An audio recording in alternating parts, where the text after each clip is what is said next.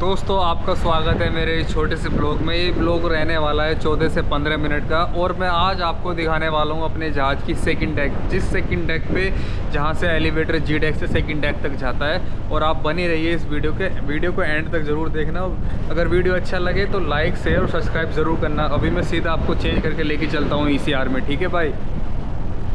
दोस्तों आज की इस वीडियो में आपको दिखाने वाला हूं कि जहाज़ का सेकंड डेक यानी कि इंजन रूम का जो सेकंड डेक होता है ECR के बाहर वाला, उसमें क्या क्या इक्विपमेंट होते हैं, क्या क्या मशीनरी होती हैं और उनका क्या क्या काम होता है, मैं आज आपको दिखाने वाला हूं। बने रहिए इस वीडियो में एंड तक और मज़ा आएगा। तो दोस्तों ये है हमारा ECR। कुछ लोग जो मुझे फॉलो करते हैं, सब्सक्राइब करते हैं, उनको पता ही होगा। अभी मैं आपको जाके बाहर दिखाता हूँ। दोस्तों ये सामने जो है ये एलिवेटर है जो सीधा जी डेक तक जाता है और जी डेक से सेकंड डेक तक आता है, यानी कि ECR के प्लेटफॉर्म तक ही आता है, इससे नीचे नहीं जाता है। अभी पूरा बाहर चलते हैं और दिखाते हैं आपको। तो दोस्तों जैसे ही हम ECR से बाहर आते हैं, ये सामने हॉट सरफेस जो लिखा हुआ है, ये सिलेंडर टाइप का जो है, ये ऑक्सिलरी बॉयलर है। आप इसके साइज से अंदाज़ा लगा सकते हो। और अभी मैं इसका ये पैनल दिखाता हूँ जहाँ से स्टार्ट और बंद होता है। ये जो सामने इसका पैनल है ना, इसमें सारे पंप और फ्यूल कंट्रोल सिस्टम सब है इसके अंदर। और ये टेम्परेचर वगैरह, वाटर लेवल कितना है, सब दिखाता है। और ये जो बॉयलर है, ये इसमें साइड ग्लास से दिखाता हूँ, अंदर बर्नर फायर हो रहा है, देखो आग लग रही है अंदर बॉयलर के। यहाँ से हमें पता चलता है कि फ्लेम कैसा है। ये जो बॉयलर है अभी इसके अंदर तेल को जलाया जा रहा है। और इसी के साथ में ये डोजिंग पंप है जो इसका केमिकल इसमें इंजेक्ट करते हैं, जिससे इसके अंदर सब कुछ अच्छा रहे। दोस्तों अगर जहाज़ में बॉयलर ना हो तो जहाज़ को चलाना एक तरह से इम्पॉसिबल है, क्योंकि इंजन को गर्म करना और तेल को गर्म रखने के लिए हमें बॉयलर की बहुत ज़्यादा नीड होती है। और जहाज़ में बॉयलर होना बहुत इम्पोर्टेंट है। दोस्तों इसके साथ ही एक छोटा सा देखो एक बॉयलर है जो नंबर 2 जनरेटर से कनेक्टेड रहता है। इसकी जो एग्जॉस्ट गैस होती है वो उसमें बहुत ज़्यादा टेम्परेचर होता है, तो इसके अंदर से निकलती है। जो भी इसका अंदर पानी गर्म होता है उससे हमारा फ्यूल कंजप्शन लो हो जाता है ऑक्सिलरी बॉयलर के लिए।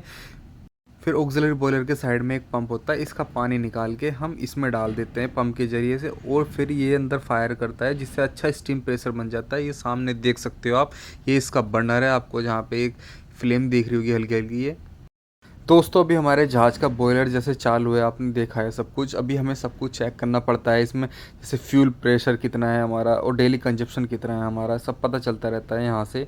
दोस्तों इसी के साथ हमारे जहाज़ पे ये दो 90-90 टन के AC के प्लांट हैं। जैसे घर में 1.5 टन की AC होती है, लेकिन जहाज़ बहुत बड़ा होता है, इसलिए हमारे पास 180 टन के दो ये AC प्लांट हैं, जो कि आप सामने देख सकते हो। ये इसका कूलर है। और अभी इसके साथ ही मैं आपको दिखाऊंगा जहाँ पे इसमें गैस फिल करी जाती है। कूलर के ठीक नीचे एक गैस है, ये सिलेंडर टाइप जो देख रहे हो आप, यहाँ पे इसमें गैस भरी जाती है, जिससे एक AC को कूलिंग करने की क्षमता बहुत अच्छी होती है। ये दूर से दिखने में कुछ ऐसा लगता है, आप सामने देख सकते हो। और इसकी ये नंबर 1 की मोटर देखो आप कितनी पावरफुल लग रही है। और साथ ही साथ मैं अभी आपको आगे लेके चलता हूँ, जो कि इसके कंप्रेसर को देख के आप अंदाज़ा लगा सकते हो कि हाँ बाकी में 90 टन का एक AC प्लांट है। आप देख सकते हो कितने अच्छे से मैन्युफैक्चर किया हुआ है ये। और AC प्लांट के सामने ठीक ये पाइप वगैरह सब सिक्योर रहते हैं फैब्रिकेशन के लिए, जो कि फिटर यूज़ करता है वर्कशॉप में। देख सकते हो आप किस अच्छे तरीके से रखे हुए हैं। और यहीं पे एक फायर एक्सटिंग्विशर का सिलेंडर भी रखा हुआ है। इन केस कभी कोई छोटा मोटा फायर हो जाता है तो हम इस सिलेंडर को यूज़ करके फायर को एक्सटिंग्विश कर सकते हैं, फायर को बुझा सकते हैं। ये बहुत यूज़फुल होता है। और इसी के सामने ये नंबर 2 AC प्लांट है, जो कि ये भी 90 टन का एक AC प्लांट है। और सेम ऐसा ही लगता है। ऊपर इसका कूलर है और नीचे इसके गैस फिलिंग के लिए लाइन है, पूरा सिलेंडर लगा टाइप है। दोस्तों इसी के साथ नंबर 2 कंप्रेसर आपको दिखाता हूँ। बिल्कुल सेम कंप्रेसर है, सेम ही कंपनी का है और सेम ही इसकी कैपेसिटी है 90 टन। चाहे कितनी गर्मी हो, एक ही कंप्रेसर पूरे जहाज़ को ठंडा कर देता है, लेकिन दूसरा कंप्रेसर स्टैंड बाई के लिए रखते हैं, अगर नंबर 1 कंप्रेसर में कोई प्रॉब्लम आ जाए तो नंबर 2 को स्टार्ट कर सके। ये सब जो कंप्रेसर हैं ये हैवी ड्यूटी कंप्रेसर होते हैं। और सामने आप देख सकते हो ये प्रोविज़न का कंप्रेसर है, यानी कि मीट रूम और वेज रूम का। इसका भी यही काम है कि मीट रूम को -डिग्री तक रखना और वेज को प्लस तक रखना। हमारे पास ऐसे ऐसे 2 कंप्रेसर हैं प्रोविज़न के। और इनकी कूलिंग के लिए भी फ्रेश वाटर का यूज़ किया जाता है, क्योंकि हमारा जहाज़ पूरा सिस्टम फ्रेश वाटर से कूल होता है।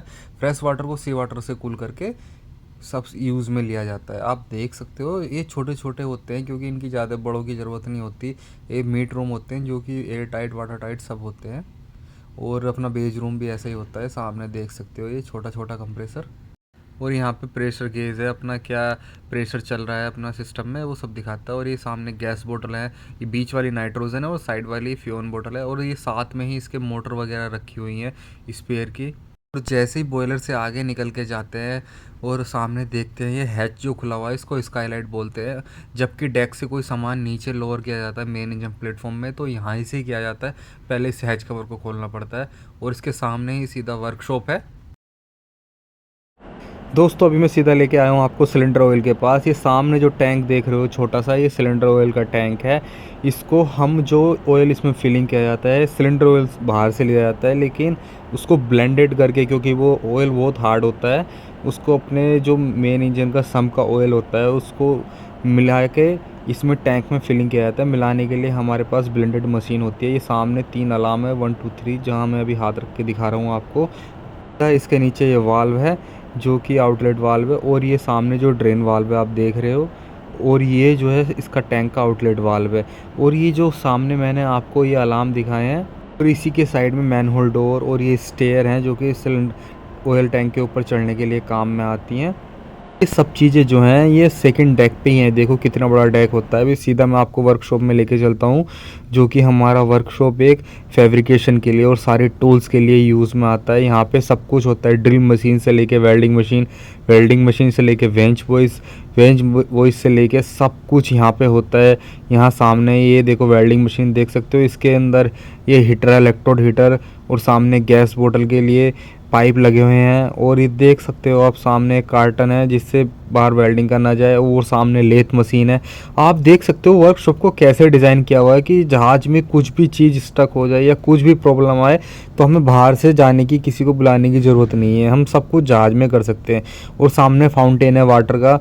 और ये सामने जो आप वो देख रहे हो अपनी, ये सामने जो सेल्फ लगी हुई हैं इनमें अपने नट बोल्ट वगैरह सब हैं। और ये एसी है सामने, और इसके साइड में जो लगे हुए हैं ये अपना देख लो कितने सारे टूल्स लगे हुए हैं। और ये इतने यूज़फुल टूल हैं। और मैं आपको सीधा अभी लेके चलता हूँ स्टोर रूम में, जो कि अब इस डोर के अंदर जाऊँगा, वहाँ पे दिखाऊँगा आपको कितने सारे स्पैनर सेल्फ में लगे हुए हैं, कितने सारे स्पेयर लगे हुए हैं। आप देख सकते हो। हाँ, इसमें इलेक्ट्रिकल स्पेयर भी हैं, इलेक्ट्रिकल ट्यूबलाइट बल्ब वगैरह सब हैं। और अपना जो ये शेल्फ है सामने, इनके अंदर कुछ क्रिटिकल स्पेयर लगे हुए हैं। और देख सकते हो आप इस सामने बेल्ट हैं जो कि कंप्रेसर में काम आती हैं, एसी में, सॉरी एसी में नहीं, मतलब कि एएचयू में काम आती हैं। और ये सामने फ्लैंच वगैरह हैं, वाल्व हैं, गैस किट्स हैं। आप देख सकते हो इस तरीके से डिज़ाइन किया हुआ है कि जहाज़ में कहीं किसी की भी हेल्प की ज़रूरत नहीं पड़ती। जो जहाज़ के बंदे होते हैं वो खुद ही अपना स्पेयर छांट के लाते हैं, जिस मशीनरी का स्पेयर होता है उनको सब पता होता है। सिस्टम ऐसा बनाया हुआ है जहाज़ का, जो भी कोई जहाज़ में आना चाहता है उसको ये नॉलेज मिलेगी तो कितना उसको अच्छा लगेगा। और ये देखो किस तरीके से डिज़ाइन किया हुआ है। अब मैं सीधा आपको ट्रांसफार्मर रूम के अंदर लेके चलता हूँ, क्योंकि हमारा जो जहाज़ है वो बहुत बड़ा है और इसमें सप्लाई करने के लिए हमारे पास जनरेटर 6600 किलोवाट के हैं। और ये सामने जो ट्रांसफार्मर 6600 वोल्टेज के हैं, ये ट्रांसफार्मर इसलिए हैं क्योंकि जहाज़ में 6600 किलोवाट से हर चीज़ नहीं चलती। कोई 220 से चलती है, कोई कितने वोल्टेज से चलती है। हर चीज़ का वेरिएबल वोल्टेज है, हर चीज़ की वेरिएबल फ्रिक्वेंसी होती है कभी कभी। इसके बाद मैं तुरंत बाहर लेके चलता हूँ आपको, और ये सामने मैं आपको दिखाता हूँ। ये जो हमारा जो टैंक है इसको कैलोरीफायर टैंक बोलते हैं। घर में जैसे गीज़र होता है वैसे ही ये टैंक होता है, जो कि अकोमोडेशन में हॉट वाटर सप्लाई करने का काम करता है, जो शावर के लिए हम यूज़ करते हैं और अपना गैली में यूज़ होता है। इसका क्या काम है, इसके अंदर हीटर लगा हुआ होता है जो कि अलग अलग टेम्परेचर पे हम सेट कर सकते हैं। इसके अंदर फ्रेश वाटर आता है टैंक में से, और हमारे पास पंप होते हैं उनसे यूज़ किया जाता है। और ये रिलीफ वाल है सामने, और ये सामने इसका टेम्परेचर गेज है, कितने टेम्परेचर पर भी पानी है आप देख सकते हैं, क्योंकि अभी गर्मी में हम लोग तो हमने चला नहीं रखा है। और ये इसका कंट्रोल पैनल है जो कि आप देख सकते हो, इसमें स्टार्ट स्टॉप ब्रेकर वगैरह सब लगे हुए हैं। और इसके सामने 2 सर्कुलेटिंग पंप हैं जो कि जितना ज़रूरत हो उतना पानी सप्लाई होता रहता है। और इसी में स्टीम हीटर भी लगा हुआ है। ये सामने इलेक्ट्रिकल हीटर है जो देख रहे हो आप, ये वायर का। और उसी के सामने प्रेशर गेज लगे हुए हैं। ये देखो डिफरेंट टाइप्स ऑफ मोटर यहाँ पे रखी हुई हैं, क्योंकि जहाज़ में कभी भी कुछ भी हो सकता है, इसलिए ये मोटर स्पेयर में रखी रहती है। और इसी के साइड में ये टैंक भी हैं, वो सेल्फ लगी हुई हैं। ये जनरेटर ऑयल का टैंक है, क्योंकि अगर हमें मोबिल डालना है जनरेटर में तो यहाँ से ही वाल खोल के सीधा जनरेटर में मोबिल डाल सकते हैं। ये सेल्फ में अंदर अंदर स्पेयर रखे हुए होंगे। और ये एग्ज़िट है, यानी कि सामने ये देखो एग्ज़िट फ्रॉम इंजन रूम लिखा हुआ है, यानी कि कभी कुछ ऐसा हो जाए यहाँ से भाग सकते हैं। इमरजेंसी एग्ज़िट के टाइप में भी यूज़ कर सकते हैं। और अभी मैं सीधा आपको लेके चलता हूँ, एक और ट्रांसफार्मर रूम है हमारे जहाज़ का। ये देखो सामने ये लगे हुए हैं ना, ये ट्रांसफार्मर हैं इनका। ये सामने जो रिफ़र ट्रांसफार्मर है, यानी कि जो रिफ़र में सप्लाई होती है, यानी कि जो हमारा कंटेनर वेसल है, जो हमारे जहाज़ पे रिफ़र लोड होते हैं, तो उनके लिए रिफ़र ट्रांसफार्मर होना बहुत ज़रूरी है। तो ये हमारे जहाज़ पे रिफ़र ट्रांसफार्मर, जैसे बिजली घर में बिजली बनाने के लिए यूज़ होते हैं ना, बिजली को कन्वर्ट करने के लिए, तो वैसे ये रिफ़र ट्रांसफार्मर। अभी मैं पीछे आपको कंट्रोल पैनल के लेके चलता हूँ। ये आप देख रहे हो कितना बड़ा रूम है, इसके अंदर सब कुछ कंट्रोल सिस्टम लगे हुए हैं। सीधा आपको आगे लेके चलता हूँ। अभी मैं देखो, ये हमेशा चिल्ड रहता है, क्योंकि अगर इतना गर्म एरिया है, बिजली से सारे सिस्टम में गर्मी हो जाती है, तो इसलिए एसी चला के रखते हैं। ये सामने देख सकते हो रिफ़र का, बो थर्स्टर का, सब इसमें सब सिस्टम है। यहाँ से हम मैनुअली भी कुछ भी चीज़ यहाँ से कट ऑफ कटिंग कर सकते हैं। ये जनरेटर्स का है, कोई रिफ़र्स का है। आप देखो ना कितने अच्छे तरीके से डिज़ाइन किया है। DG1 यानी कि जनरेटर, ये number 1 generator, DG2 number 2 generator, ये सामने देख सकते हो आप। और इसमें अच्छे अच्छे बहुत सिस्टम लगे हुए हैं। देखो ये सिंक्रोनाइजिंग सिस्टम है। और इसमें जो इंजीनियर, इलेक्ट्रिकल इंजीनियर अलग होता है, जो कि जिसके अच्छे से में जानकारी होती है। DG3 का है, ये DG4 का है। और आप देख सकते हो ना कितने अच्छे तरीके से डिज़ाइन किया हुआ है ना जहाज़ को, इसीलिए भाई इसमें पैसा अच्छा मिलता है। नंबर 3 DG अभी चालू है हमारा। ये देख सकते हो आप कितने वोल्टेज निकाल रहा है, कितना क्या कर रहा है। अभी यहाँ से पता चल सकता है हमको सब। और क्या अलार्म आता है वो सिस्टम में दिखाई देता है, और यहाँ भी फॉल्टी दिखा देता है। और ये रिफ़र्स के हैं, रिफ़र 1 2 3 4 ऐसे करके ये सब हैं, आप देख सकते हो। और अभी हमारे जहाज़ में एक और अच्छी चीज़ है, शोर पावर, यानी कि जब जहाज़ शोर पे लग जाता है, यानी कि पोर्ट पे चला जाता है, तो हम शोर पावर सप्लाई को कनेक्ट कर देते हैं। हमारे पास 2 कंटेनर है स्टारबोर्ड पोर्ट साइड, तो वो सीधा स्टीयरिंग गियर से यहाँ पे सप्लाई आती है। अभी मैं सीधा आपको बाहर लेके चलता हूँ यहाँ से, बहुत टाइम हो गया यहाँ पे, और मैं दिखाता हूँ आपको। ये सामने जो प्लेटें लगी हुई हैं, ये फ़िटर यूज़ करता है इनको, यानी कि कोई भी फैब्रिकेशन करना हो तो फ़िटर इनको ही यूज़ करता है। यहाँ से ये निकालता है प्लेटों को, वो कहीं पे प्लेट ख़राब हो गई काट के लगा देता है। और सामने ये अपना फायर एक्सटिंग्विशर है, अगर कभी कोई आग वाग लग जाए तो हम इसका यूज़ कर सकते हैं। ये 3 AC जो सामने देख रहे हो, 2 AC जो हैं ECR के लिए, और एक AC बड़ी वाली जो अभी मैंने आपको कंट्रोल रूम से लेके बाहर गया था ना, जहाँ पे रिफ़र वगैरह का दिखाए थे, ये उनके लिए हैं।